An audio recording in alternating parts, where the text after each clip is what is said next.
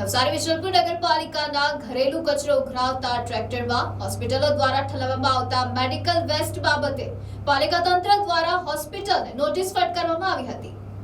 રાજ્યની દરેક નગરપાલિકાઓ દ્વારા ભીનો અને સૂકો કચરો અલગ અલગ રીતે ભેગો કરવા માટે દરેક શહેરોમાં ઘરેલું કચરો ઉઘરાવતા ટ્રેક્ટરોની વ્યવસ્થા કરવામાં આવી છે અને આ કચરો ઉઘરાવતા ટ્રેક્ટરો દ્વારા સમગ્ર શહેરનો કચરો એકઠો કરી અને ડમ્પિંગ સ્ટેશન પર લઈ જવામાં આવે છે।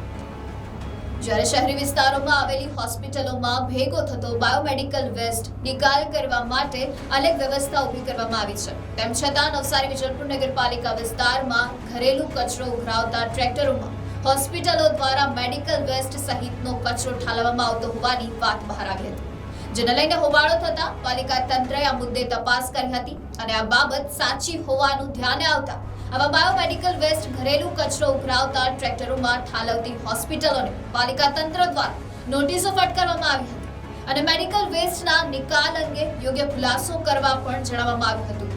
પાલિકા તંત્રએ જણાવ્યું હતું કે હોસ્પિટલો દ્વારા કોઈ સંતોષકારક ખુલાસો આપવામાં નહીં આવે તો તેમની વિરુદ્ધ પાલિકા તંત્ર દ્વારા આકરા પગલાં લેવામાં આવશે। બાયોમેડિકલ વેસ્ટના જે રૂલ્સ છે અને જે સોલિડ વેસ્ટ મેનેજમેન્ટના જે રૂલ્સ છે એ રૂલ્સ પ્રમાણે સામાન્ય રીતે હોસ્પિટલોએ બાયોમેડિકલ વેસ્ટનો અલગ રીતે રાખીને એનો નિકાલ કરવાનો થતો હોય છે અને નવસારી નગરપાલિકા વિસ્તારમાં કેટલીક હોસ્પિટલો દ્વારા બાયોમેડિકલ વેસ્ટ સોલિડ વેસ્ટમાં મિક્સ કરવામાં આવતો હોવાની ફરિયાદો મળી હતી, જે બાબતે નગરપાલિકાની ટીમો દ્વારા ચકાસણી કરવામાં આવી હતી અને લગભગ 5 હોસ્પિટલો દ્વારા બાયોમેડિકલ વેસ્ટ સોલિડ વેસ્ટમાં મિક્સ કરવામાં આવતો હોવાની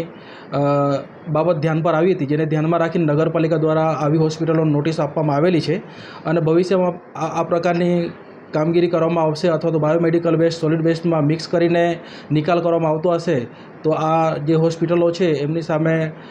બાયોમેડિકલ વેસ્ટના જે રૂલ્સ છે એ પ્રમાણે નિયમ અનુસાર કાર્યવાહી હાથ ધરવામાં આવશે। આમાં નગરપાલિકા દ્વારા આવી હોસ્પિટલ નોટિસો આપવામાં આવેલી છે એ મુજબ જે નિયમોની જોગવાઈ પ્રમાણે 25,000 સુધીનો દંડ થઈ શકે છે અને એના પછી પણ જો કોઈ હોસ્પિટલ દ્વારા વારંવાર આવી સૂચનાઓનો ભંગ કરવામાં આવે તો આ હોસ્પિટલને સીલ કરવા સુધીની કાર્યવાહી પણ થઈ શકે છે।